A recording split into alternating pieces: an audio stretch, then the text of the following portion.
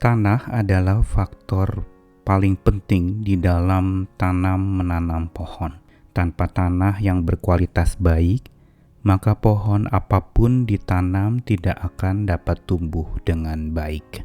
Dan ada berbagai macam tanah yang menjadi penerima bibit-bibit atau benih yang ditanamkan di sana. Semakin baik tanah yang ada, maka semakin baik pertumbuhannya, dan juga semakin baik pula untuk akhirnya pohon itu bisa menghasilkan entah bunga, entah buah, atau hal-hal yang baik dari sebuah pohon yang sudah ditanam. Begitu pula iman percaya kita. Faktor tanah itu sangat penting, karena tanahlah tempat di mana benih firman Tuhan ditaburkan. Tanah itulah lambang hati manusia. Semakin keras tanah hati manusia, semakin sulit untuk benih firman Tuhan tertanam di dalamnya. Tapi semakin lembut dan gembur tanah hati manusia, maka semakin tumbuh subur dan makmur pohon yang ditanamnya itu. Karena itu dalam rangkaian beberapa hari ini kita akan mencoba memeriksa diri tentang kualitas tanah hati kita. Karena ini faktor penting di dalam pertumbuhan iman kita. Kita perlu untuk memeriksa diri. Jenis tanah apakah saya?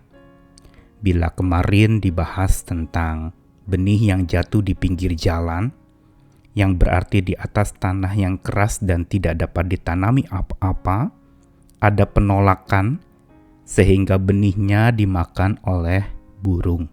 Hari ini kita akan melihat tanah yang berbatu, yaitu tanah yang melambangkan tanah yang dangkal.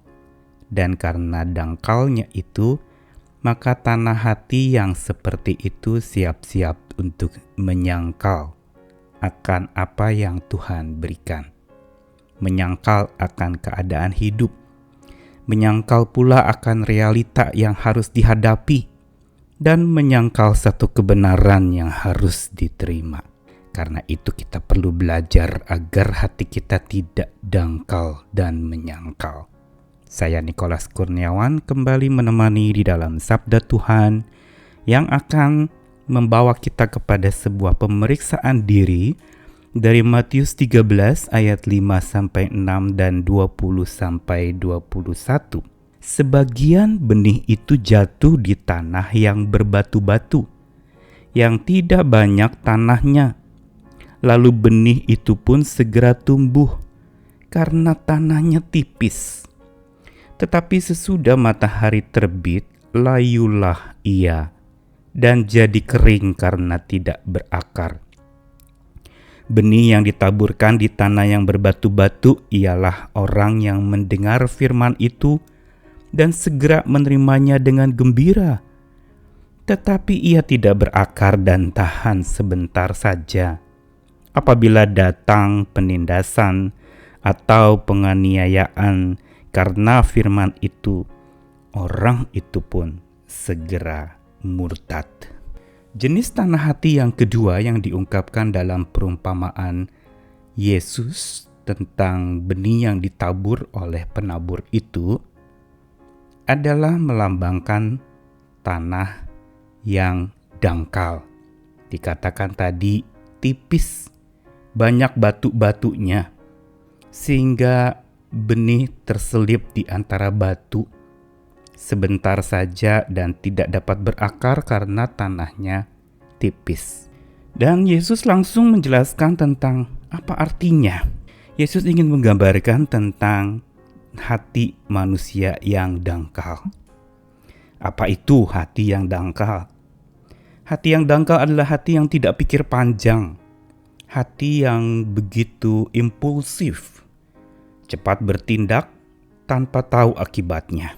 Cupet, sempit pemikirannya, dan bukan saja cupet, tetapi mau cepet-cepet. Tidak sabaran, maunya gampang, gembira menerima firman itu, tapi hanya sementara. Bersenang-senang dulu, bersusah-susah, minggir dulu.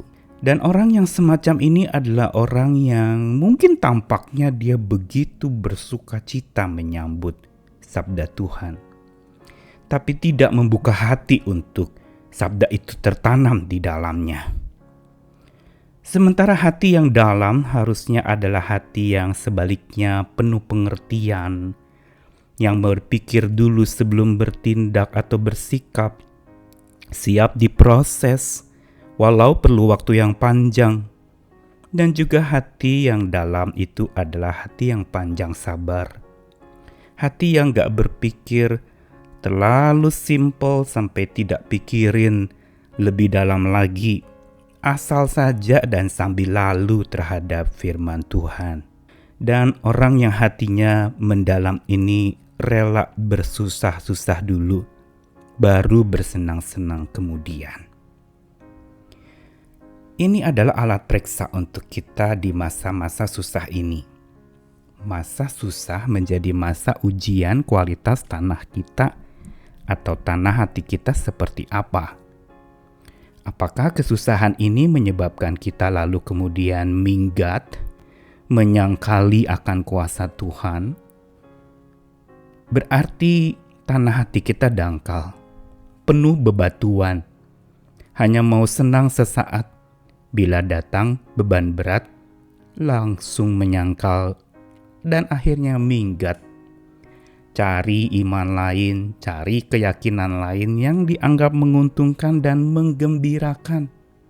Buat apa susah? Susah itu tidak ada gunanya. Itu filosofi orang-orang yang hatinya dangkal. Tapi marilah kita memiliki hati yang mendalam. Hati yang betul-betul berpengertian. Hati yang terbuka, hati yang mau menerima, hati yang dengan ikhlas siap diproses dengan waktu yang panjang. Rela bersusah-susah dulu untuk bersenang-senang kemudian. Dan disinilah kita belajar bagaimana supaya hati kita menjadi hati yang mendalam itu. Karena dari hati yang dangkal lahir iman yang menyangkal, sedangkan dari hati yang dalam lahir iman yang menentram. Kenapa hati yang mendalam menentram? Karena makin dalam hubungan yang dekat dengan Tuhan, makin dia berinteraksi dengan firman Tuhan dan menjadi pelaku-pelaku firman Tuhan, makin dia mendapati ada ketentraman dan damai sejahtera tinggal di hatinya. Karena selalu percaya Tuhan pegang kendali, berotoritas penuh dalam hidupnya. Jadilah pribadi-pribadi yang hatinya mendalam, tidak lagi dangkal. Bila hari ini kita masih merasa hati kita dangkal, datanglah kepada Tuhan. Biar Tuhan mencangkul hati kita, supaya menjadi dalam, menjadi gembur, menjadi subur, dan menjadi siap ditanam, hingga kita merasakan tentram yang sejati dari Tuhan. Selamat memberi diri supaya hati kita sungguh menjadi hati yang mendalam, tidak lagi dangkal dan tidak lagi menyangkal. Tuhan Maha Kuasa, peganglah Dia dan berilah dirimu juga dipegang oleh Tuhan, supaya kedalaman hati kita menumbuhkan pula kedalaman iman kita. Tuhan menyertai kita semua. Amin.